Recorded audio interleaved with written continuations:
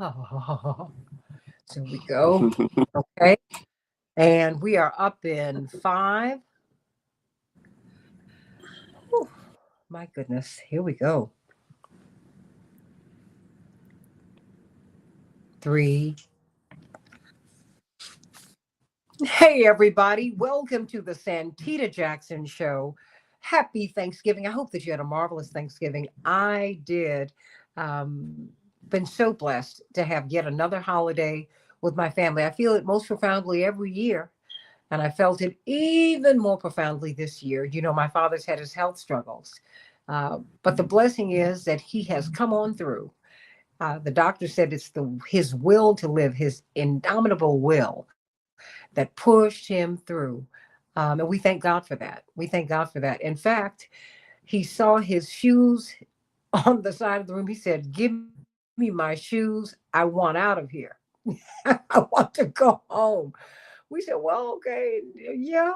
He said, "I want to go home." And so praise God for that. Praise God for that.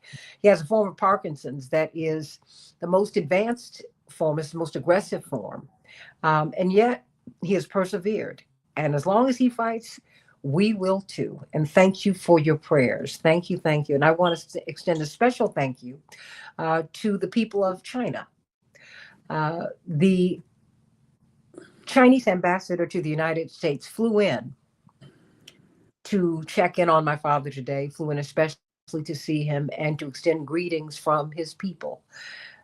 He said, "You know, we thank you for all that you've done all around the world to give us hope. Uh, you've been a freedom fighter. You have been someone who's fought for justice, who's fought for democracy, who's fought for people. And we thank you for that." It almost brought tears to my eyes, David Swanson, World Beyond War. And I want all of you who believe in freedom and who will not rest. I want you to know that people all around the world see you. They see us. They see you, David Swanson. They see you fighting for a world beyond war. They see you getting on the ground with roots action, fighting and organizing. You never know how your actions over here, this little piece of the world, we're only 4.5% of the population of the world, and yet we have a disproportionate impact because we offer so much hope. And I want you to know that our works, when we get out in the streets and we march nonviolently to make this country live up to the true meaning of its creed, it means a lot to a whole lot of people. And they're watching us, and they're watching the best in us, and they celebrate that. So please, please just, uh, all my father wants you to do now is to continue with the fight because he's still fighting. He's still fighting. And so I salute you today, David Swanson, on your birthday. I thank God for this freedom fighter that you are. And I will, as I promised, I'm going to share my birthday greetings with you because you said you will come on the show if I would do this. Hmm. Mm. Happy birthday to you. Happy birthday to you. Happy birthday, dear David. Happy birthday to you. That was beautiful. You're the one. Happy birthday. May God bless you real good. Okay. And I'm thanking God that God has given you another year and has kept you fired up, given you health and strength to be in this fight. We do need you desperately. We need people who believe that there can be a world, that there awaits for us a world beyond war. Because I think that we are but a changed mind. And this is what you keep trying to argue strenuously to us. If we just change our minds, we can change the world. We can. We can. So thank you so much. Thank you for the work that you do. And so I come to you today to ask you what is going on. Maybe I should have sung Marvin Gaye. What's going on? My war is not the answer. Only love can conquer hate. Help me to understand what is happening, why we're in Venezuela, and really, let's start here. because this really is the question of the moment. Um, did the Secretary of War, did the Pentagon Secretary, did he personally commit a war crime? We need to understand what happened here because the United States have aggressively attacked boats. They said they're looking for fentanyl. Fentanyl is not made in Venezuela. That is not, they don't supply that. And no one's talking about our appetite for drugs, which is something that we need to look at. But you got to help me to understand. Help me to understand what happened here. They've been striking these boats, and the boats have been filled with fishermen who just been trying to earn a living. And oh my gosh. And now we understand that in early September, according to this report from Common Dreams and from the New York Times, when the military struck the first of nearly 24 boats in the Caribbean, it has been suggested that he committed a war crime because he said, well, kill them. I mean, what happened? Of course, we've got attorney Mark Fancher on with us, but I need you to help us to understand what happened here. Was it a war crime? Was it a war crime? Is it murder? Well, you have to understand, as you know, Santita, that from my perspective, we ought to join the rest of the world in recognizing that war is a crime, and therefore every little bit of it is a crime. And so this notion of war crimes is problematic to begin with. We don't talk about rape crimes and arson crimes, and war is a crime. All of war is a crime. And so by eliminating the existence of the United Nations Charter, by eliminating the recognition of all of the treaties and laws that make war a crime, we open up this bizarre conversation that happens only in the United States, where Congress can legalize a war or criminalize a war, and certain aspects of a war can be a crime while the thing itself is just like the weather and it just happens. So they have been, for almost 3 months now, openly, publicly, Trump putting the videos out on social media, murdering all of the occupants of, as you say, almost 24 boats. Each and every one of those murders is a crime. It's either murder, which is a crime everywhere on earth, or it is war, which is a crime everywhere on earth. And the notion that it matters which it is, whether it's murder or war, is an indication of the absolute non-existence of the very most basic morality in our journalism, in our public conversation. So we have here in Charlottesville, Virginia, this so-called law school sitting right next door, like 50 feet away from the University of Virginia Law School, called the JAG School, where they educate members of the United States military to commit crimes, but pay attention to certain laws around the edges of these crimes. And they have latched on, some of the graduates of this institution and various members of Congress and journalists have latched onto this notion, even though, the United States has been doing this endlessly for decades, and under President Obama, it was almost routine. This notion that a double strike is illegal, whereas the first strike is perfectly fine. So they hit a boat with 11 people in it and killed 9 of them, and then fired again to make sure they killed the 2 survivors. And everyone is now upset about the killing of the 2 survivors. And I don't want to take away that upset. If they want to get enraged, if they want to say challenging things in the halls of Congress and in the media about Donald Trump and Pete Hegseth and these warmongers, and that's the thing that gets to them, fine.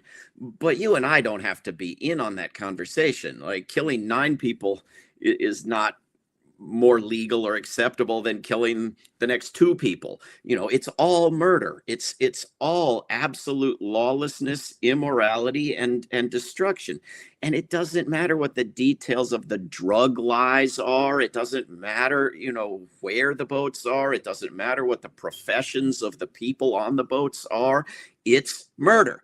I hope that people around the world do see that there are some of us here in the United States who object and object in these terms, but because we're not in the streets. During the buildup to a lot of wars, there have been big protests in the streets, much, much bigger than you see now anywhere in the United States to prevent a war in Venezuela. But there is more opposition in the media, and there's more opposition in Congress.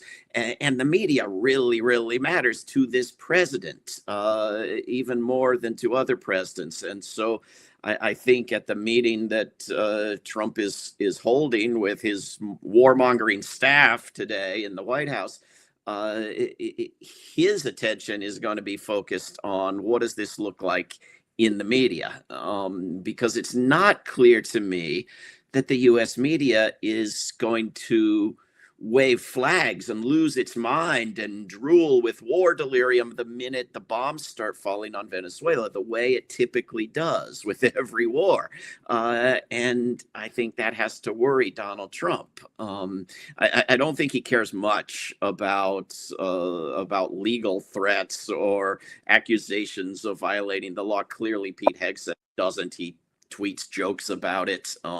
They all just saw, the whole establishment go to Dick Cheney's funeral, right? I mean, there's no concern that the law can touch these people, but the media, the ratings, the approval, the acceptance in the public eye, this does matter to this sociopathic killer in the White House. And so that has to give us a little bit of hope. And my Senator Kane here from Virginia, who's, maybe 3 times ever done something I agreed with, is going to push again for a war powers resolution vote in the Senate. And maybe get it. And then we'll see what will happen with the fact that the Speaker of the House has all these months been illegally refusing to hold the required vote on the war powers resolution in the House. This is the best you can expect out of Congress, and we have to keep pushing them to make these votes happen. But they also ought to be removing all of these criminals from office. And if Pete Hegseth gets removed from office, he's got to be replaced with somebody better, not somebody worse. Because it's not the individual. It's this whole institution that has extended the Monroe Doctrine into this century, and it's threatening absolute catastrophe for Venezuela, for the nations surrounding Venezuela, and for the rule of law in the world. Why was this strike different? I mean, they've been killing people for months. What was it about this strike? Is it the president's relative unpopular? Well, he's very unpopular at this moment. I mean, is that it? I mean, does the media, does the deep state, if you will, does someone spill blood in the water? Why is this different now, David?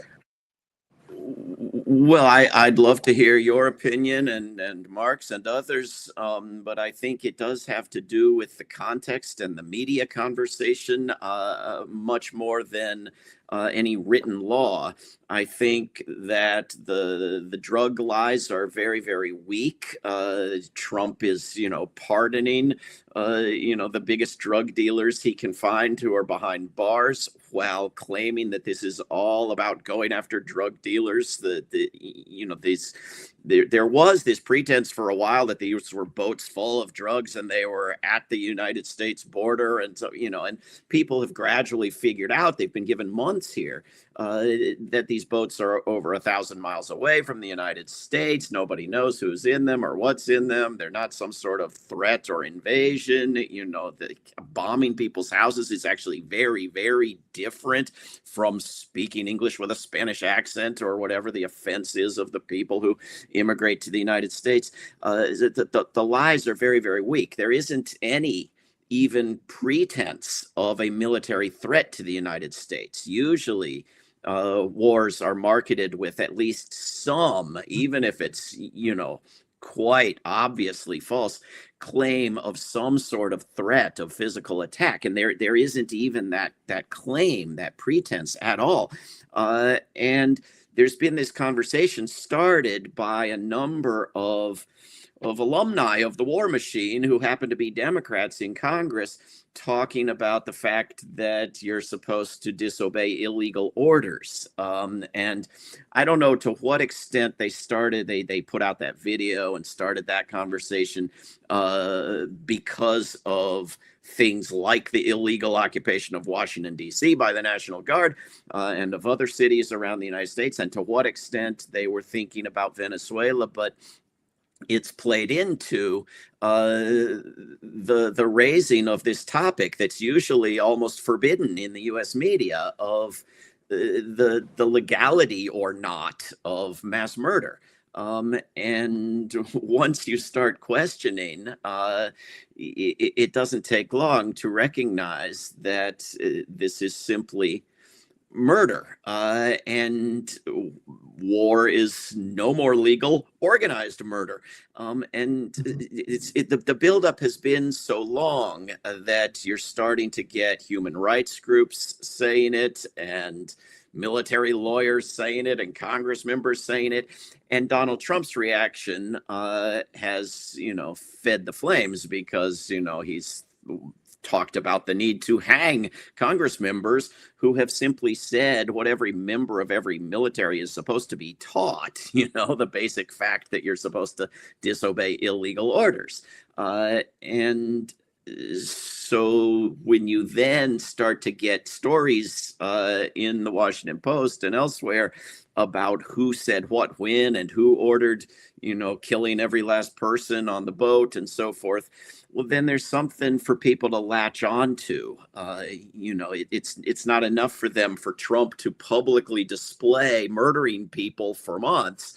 They want some sort of detail of who said what at what moment, because for months now, since early September, there's been the usual pretense in the media that there must be some argument. Some lawyer in the White House must have written down some crafty argument, and they've got it hidden in a drawer for how this is all legal.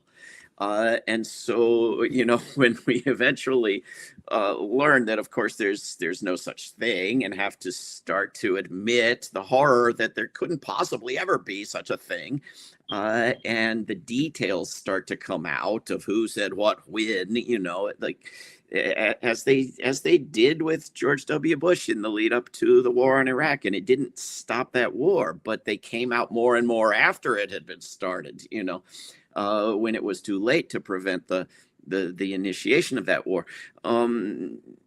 Then people start to, even, corporate journalists start to question. And I think it's a great thing. Because the support in the United States is weak. I mean, the more recent polling shows that 3/4 of the people in the United States do not want a new war, and the belief that it's protecting people from evil drug dealers is in a limited slice of the population, and very weak. And so it's not that the United States hasn't been killing people forever and ever. It's not that it hasn't been doing it on a big scale with drones ever since Obama. It's not that it hasn't done, strikes on people it had no idea who they were, or double taps to get the survivors or the rescuers. I mean, none of this is brand new, but it's a question of the context and Trump's extreme unpopularity, and the demand of the public for the Democrats to oppose at least some of Trump's misdeeds, I think all of these factors add up. Mm. Attorney Mark Fancher, what say you? Uh, what say you? Most Americans do not want another war. That's just the overwhelming majority of Americans do not want a war. And I'm wondering what do you make of this? I mean, and the thinking, because so many people joke about war and the Secretary of War, you know, I don't think there's a connection between war and the death of people. Everybody has somebody who loves them. David Swanson and Mark Fancher. I don't know how people do this. I don't get it. Help me to understand, what is this? Well, the people of this country occasionally do very stupid things like elect Donald Trump as president of the United States.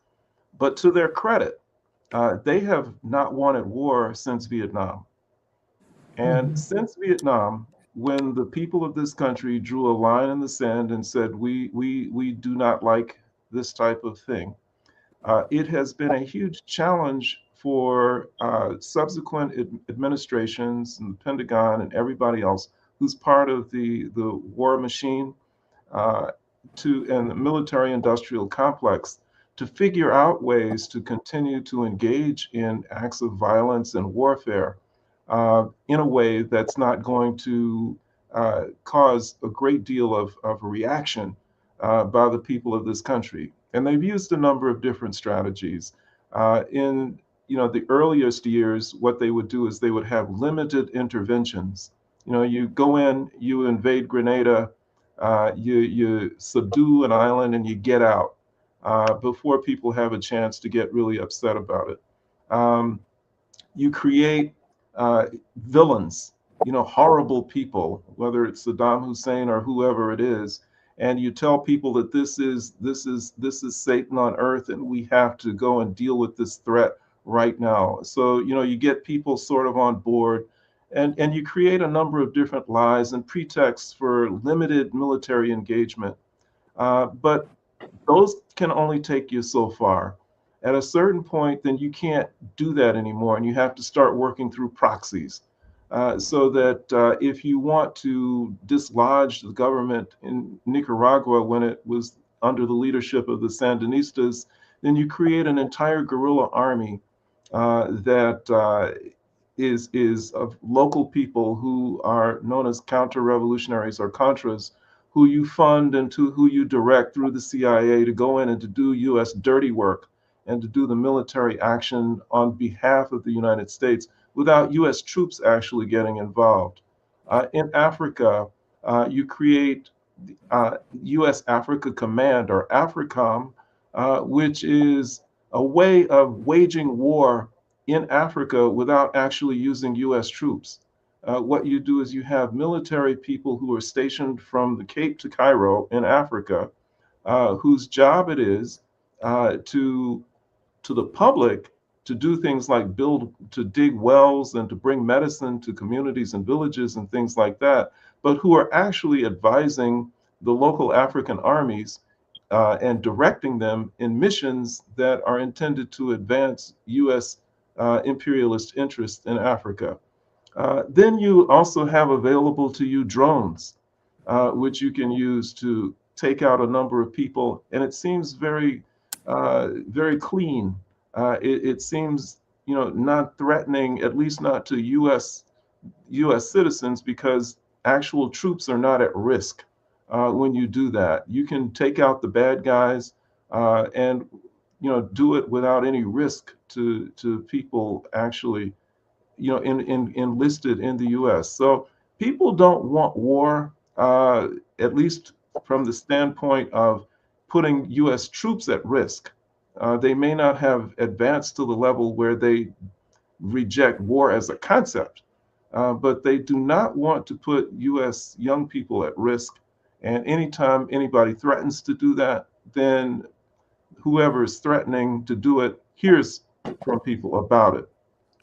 I think that with respect to this most recent series of incidents where fishing boats have been blasted out of the water, people have been able to sort of satisfy themselves, that whether it's legal or not, uh, what the president says is happening is that these are people who are going to bring drugs into the country.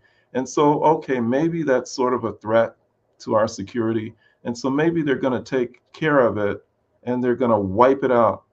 And when they see the footage of these boats exploding, then it's almost like euthanasia. It's like, okay, well, they killed everybody, but it was clean. They put them out of their misery instantaneously. And so we can sort of live with that. On some level, maybe that's humane. But when you take that extra step and you have people who survive the initial strike, and then you're making a cold, calculated decision to kill them, then that takes it into a different level, to a different area psychologically for a lot of people. Um, that this is no longer something that we can lie to ourselves about in terms of it being harmless, because these are, after all, people from a third world country, and they're not real people, and so you can kill them, but you have to do it humanely. But now you're talking about making a cold, calculated decision to go in and kill people who really look a lot like us. They're flesh and blood, and you're making a cold, calculated decision to do that. People you've identified, that takes it a little bit too far and gets people upset. But beyond that, and for people who are not just casually looking at it, I think that there's a real legitimate concern about the radical departure from conventional approaches to war. Uh, it is understood around the world that when you wage war, that it is against combatants. It is not against civilian populations. It's not against children. It's not against people who are defenseless. You just don't do that. And the concern is not always driven simply based on values and morals. It's based on practical concerns about what others will do to us. There's been an implied understanding around the world that you just don't strike certain people. And if you do, then what you're doing is you're basically subjecting your own population to similar treatment by other forces around the world.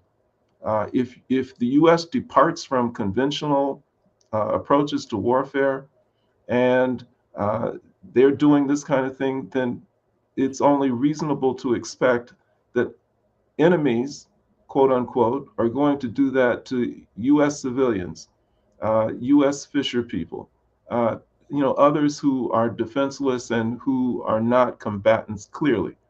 And so I think that's what drives much of the politicians' concerns. But before we get to any of that, there's the question of the legality of these strikes in the first place, because while a commander in chief has the authority to use U.S. troops to some limited extent to repel an invasion or to take care of some type of exigent circumstances or something that's urgent that threatens the security of the United States. They can use troops in that way, but after a certain point, because of the War Powers Resolution and other things, they have to go back and they have to get authority to engage from Congress in order to engage in protracted warfare, or they have to get a formal declaration of war. And it's not clear exactly what he's doing with respect to bombing these fishing boats, where that fits.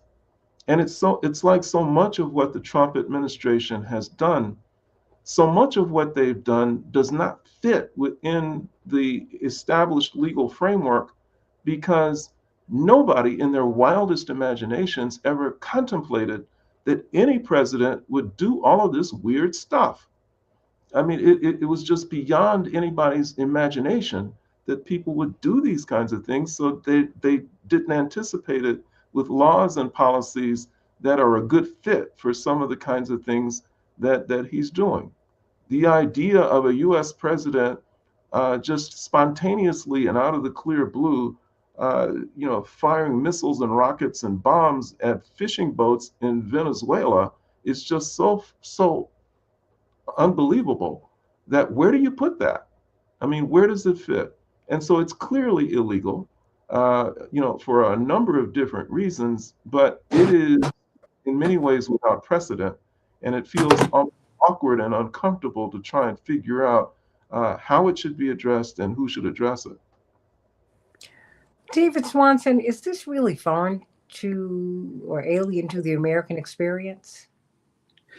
Or is I'm a little bewildered by the notion that following the tradition that's been live since President Obama made it routine is unprecedented and new and different. President Obama was using missiles from drones to blow up people, perhaps not always in boats, often on dry land, a wedding party, a house, a car. But why the fact that it's a boat or that it's in this hemisphere should make it somehow this completely unprecedented new development that you could never have imagined a US president doing is beyond me. This is the same President Obama who recently said in response to a shooting of two National Guard members in Washington, D.C., that violence has no place in the United States. This was a shooting by a man who apparently was a member of a death squad in Afghanistan working for the CIA. This was something set up while Obama was president. These were people who went kicking in doors and killing people across Afghanistan. The notion that the violence comes out of nowhere and is unheard of and unprecedented is bizarre to me. And I just don't understand why, a first strike on a boat that kills 9 out of 11 people is, clean and humanitarian and warm and fuzzy, but a second strike is cold and calculated. I don't get it. I don't want to be murdered in either of those strikes. I don't want anybody on earth to be murdered with either of those strikes. They are not acceptable, moral, legal, humanitarian, clean. They're none of these things. And you can't go to the United States Congress and say, legalize this. You can't say, give me a formal declaration of war like you've not done since 1941 and it'll be legal, because the United Nations Charter is a law. It's a law that under the U.S. Constitution is the supreme law of the land in the United States. And you can't just get a legislature to legalize it. Now they've been holding votes in the Senate, failing to redundantly criminalize it. And people will take that as legalizing it. But people around the world won't. Because they know that war is not legal or acceptable. I agree with Mark, and it's a wonderful thing that there's resistance to wars in the U.S. public, but it ebbs and flows. And, the Vietnam syndrome, as they called the illness of resistance to war, has been wearing off. The Iraq syndrome that was named in, the tradition of the Vietnam syndrome that made people reluctant to start wars and allowed us to prevent some wars following the very unpopular war on Iraq is wearing off. And so we have to keep constantly rebuilding it. But this is going to be an absolute catastrophe that's going to go way beyond this murdering of handfuls of people on boats if they start bombing Venezuela. And they aren't envisioning it yet as a massive occupation with hundreds of thousands of U.S. troops on the ground in Venezuela, because they haven't sent that many troops there yet. And they're fantasizing some sort of, quick bombing, decapitation strikes, and the people of Venezuela will rise up in support of the foreign enemy attacking Venezuela.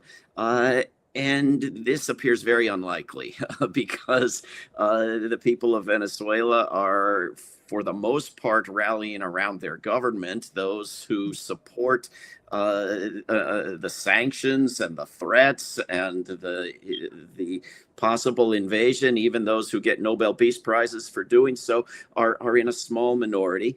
And because this is the history of what happens, people don't rise up in support of the foreign invasion.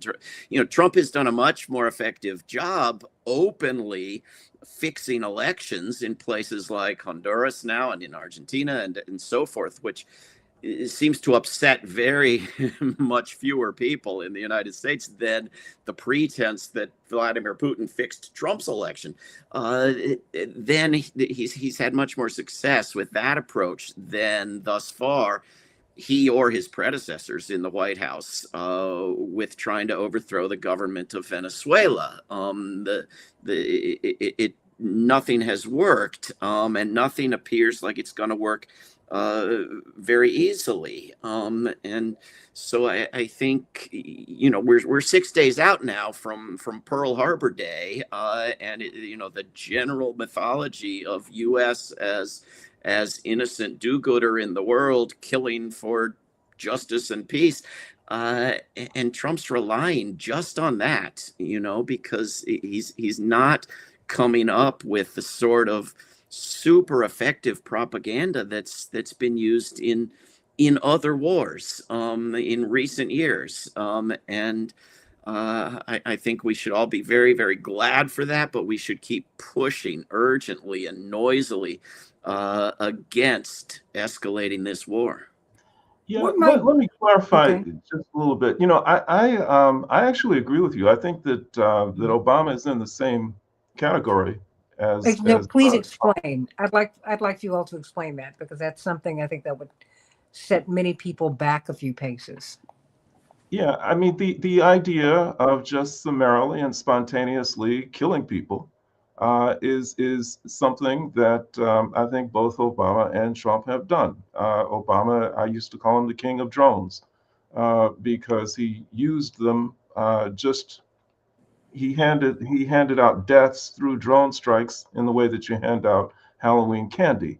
But that whole method of operating, is what I was referring to as something that when in the earliest years of, the developing laws regarding war, statutory restraints and constraints on use of military and all of those kinds of things, nobody anticipated that presidents would do this kind of stuff. And so that's why it's awkward to try and find a legal framework to fit some of it in. And to a large extent, they've been able to get away with it. Obama was able to get away with it. Trump has been able to get away with bombing fishing boats because of the opportunities to allow the U.S. public to engage in self-delusion about what's happening and how humanitarian it is. If you are able to convince yourself as a person who generally does not want war, that what you're doing when you strike these kinds of targets is you're taking out monsters, you're taking out horrible people, and you're doing it in a way that's quick and clean without causing people to suffer, then you can sort of live with that. Not to say that it's right to do that. That's unhealthy. And that's an understatement to say that the people of the United States are going around engaging in self-delusion about what the U.S. government is doing when it kills people in this way. But the most recent ones kind of even disrupt the delusion when you have people who are not taken out cleanly, and you have people who are surviving and who, according to conventional approaches to war, should not be killed at that point. They should be taken into custody. They should be put on trial. The evidence of whatever their wrongdoings are should be put on display. That's the conventional way. That's the way that the structure has been established. And when you have, Hegseth basically saying, "No, don't do any of that. Just kill them," that's disturbing to people. It destroys the delusion about who and what this country is all about. And that has been the problem. I think that as I mentioned before, the opposition to war and the use of U.S. troops continues. I think it persists in many cases for the wrong reasons. For some, it's just very selfish. I don't want my son and my daughter exposed to the risk of death in an overseas adventure. And that extends across the political spectrum. You find people in MAGA who are isolationists and who elected Donald Trump precisely because he promised that he would not get us into any further wars. That was comforting to them because they don't want their kids put at risk. That concern does not always extend to the deaths of others. It doesn't extend to the deaths of thousands and thousands of people in Gaza. It does not extend to these Venezuelans. It does not extend to a lot of people who are others who end up getting killed because of military operations and military actions. But there is concern about US kids. And so that's where a lot of that comes from. But specifically, and I'll conclude with this for right now, is that I think that what's happening with respect to Venezuela has less to do with Trump just acting out, and it has more to do with the long-term effort to try and get Venezuela's oil. You know, so much of U.S. imperialism has been based on locking down the resources of other countries, usually with a pretext, usually with a myth or a lie about why they're engaging in regime change or they're using military intervention. But it's for purposes primarily of getting Venezuela's oil. They've wanted it for a long time. Trump even said that that's what he wanted. And so this is just laying the foundation for what he had hoped, and whether he follows through or not remains to be seen. But what he hoped would be regime change in Venezuela so that they could get control of the country's oil resources. But David Swanson, one of the things that I'd like to ask you about, following your line of logic and Mark's, I mean, we're not looking at the Venezuelan people, or should I say, we need to bring them into the discussion, because President Maduro has called for Venezuelans to protect their country, and somewhere between 8 to 15 million of them have signed up. I mean, I think, help me to understand, you know, our thinking. I think, do we think that they will just take this? Is that what the thinking is, David? I don't like to dignify whatever goes on inside Donald Trump's head as thinking, but I would guess that there is some sort of expectation in the room where he and his subordinates meet, that this will be the one time where success is easier and quicker and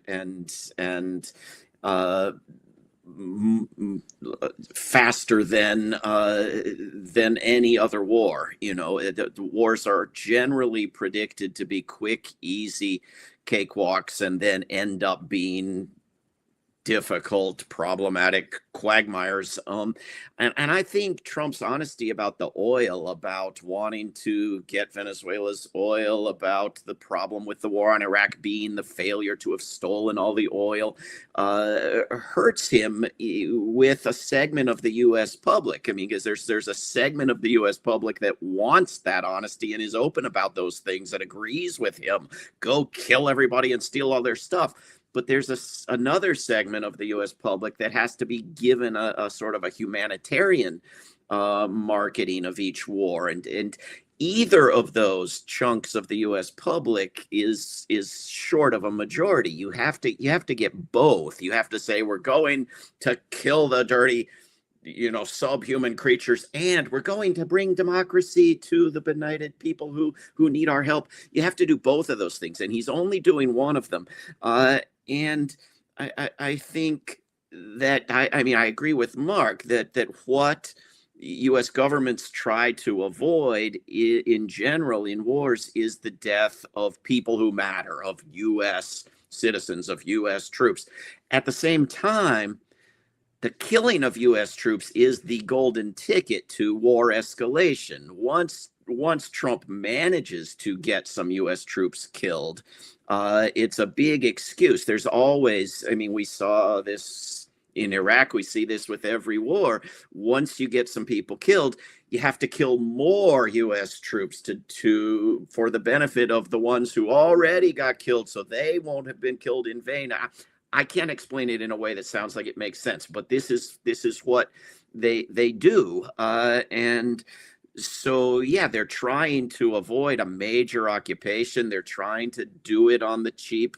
They can't do it with a simple coup. They can't do it with public threats and bribes, but they're trying to do it with aerial strikes, and it's unlikely to work because the Venezuelan people also hear the open brutality, also hear that it's about stealing their oil, also hear that these people on these boats are worthless and need to simply be murdered, also hear all the lies and threats and the contempt and the racism in the voices coming out of Washington, D.C. And this hurts that segment of the Venezuelan public that is most opposed to their current government. Most people who oppose their governments also oppose being bombed by foreign governments. God knows I object to Trump's government.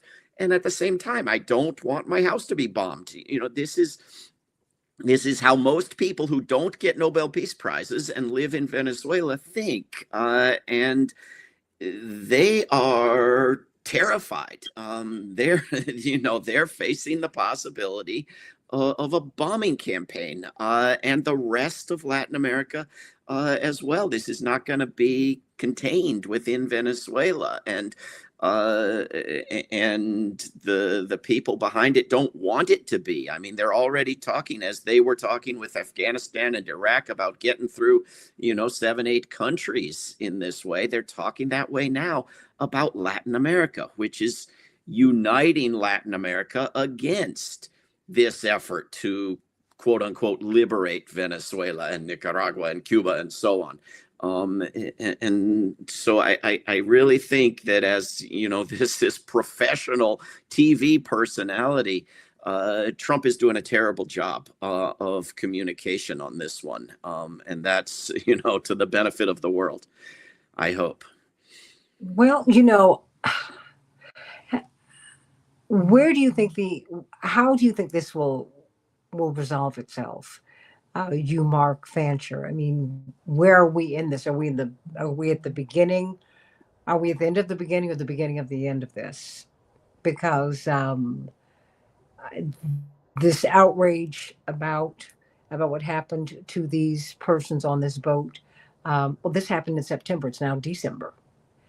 I mean, where are we? Do you see this escalating, or do you see us deciding to de-escalate? Although I just read a report that American troops are scheduled to be in the Caribbean through at least 2028. So one has to wonder what are we trying to do in that part of the world? Yeah, I think it's anybody's guess. If it's left solely up to Donald Trump, he tends to, rattle his saber and bark really loud until somebody stands up to him, and then he backs down like any bully does on the schoolyard in many cases. But it depends upon who else wants this. There are forces beyond Donald Trump who would really love to effect regime change in Venezuela. And if they've got his back and they're going to press forward, then we may be in for an invasion of some sort. But at the same time, the early signals from certain elements of the Republican Party are that they have problems and concerns about this too. Again, not necessarily for the right reasons, because their values are what they should be, or their morals are what they should be.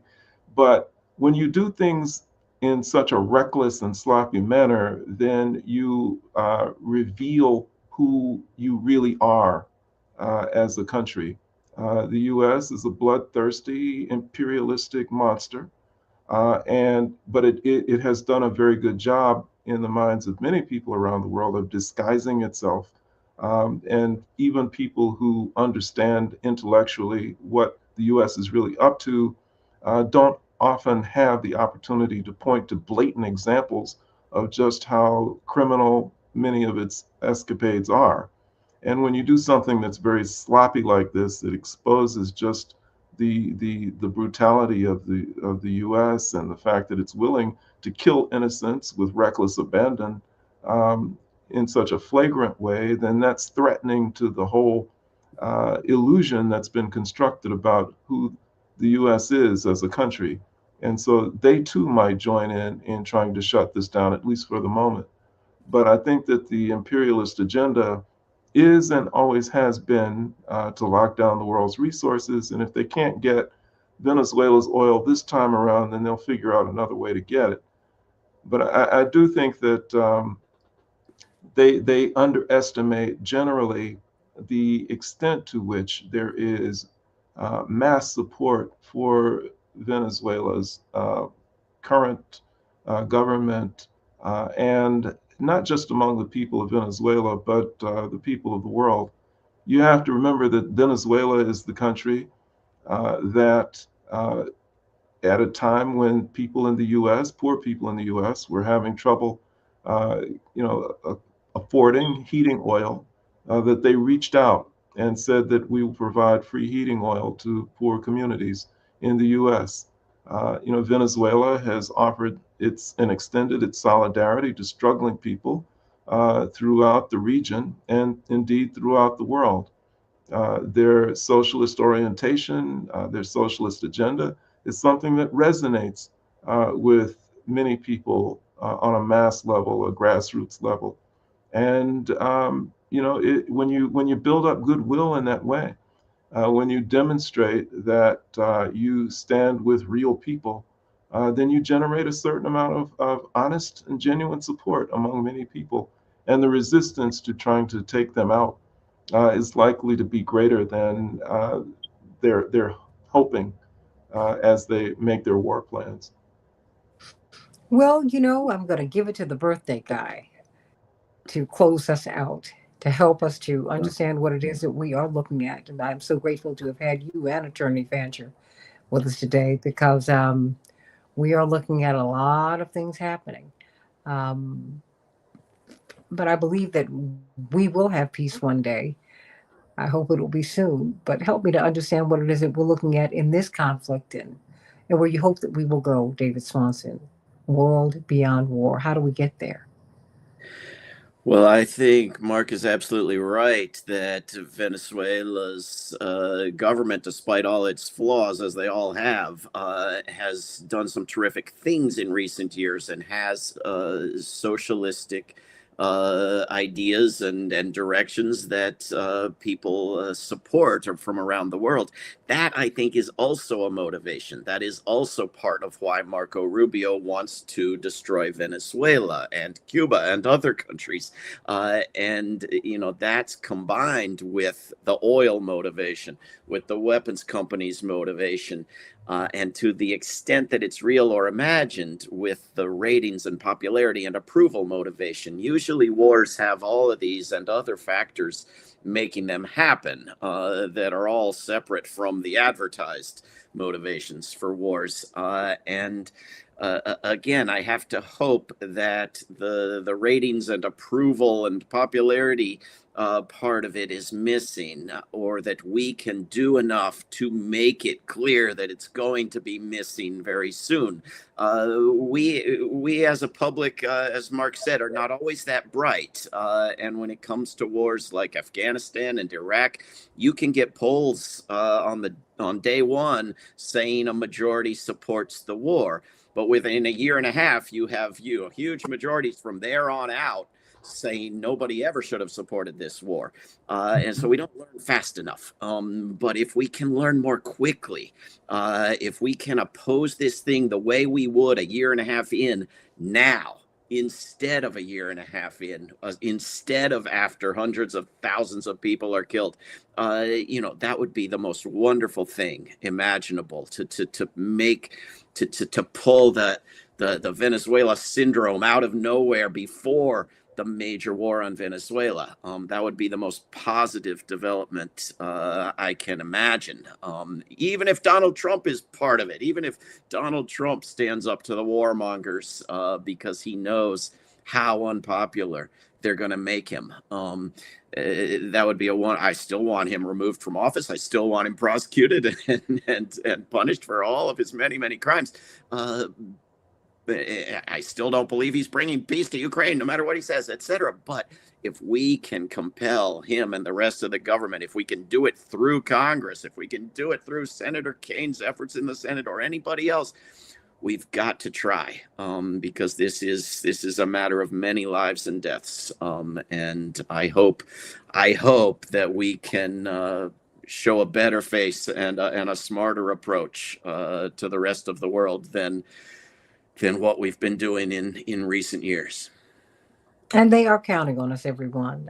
Mark, you missed us at the beginning. We had the honor of having the Chinese ambassador to the United States fly into Chicago to bring greetings from his people to Reverend Jackson, to our father today, thanking him for the work that he's done and for his efforts to bring peace to the world, to bring justice to the world.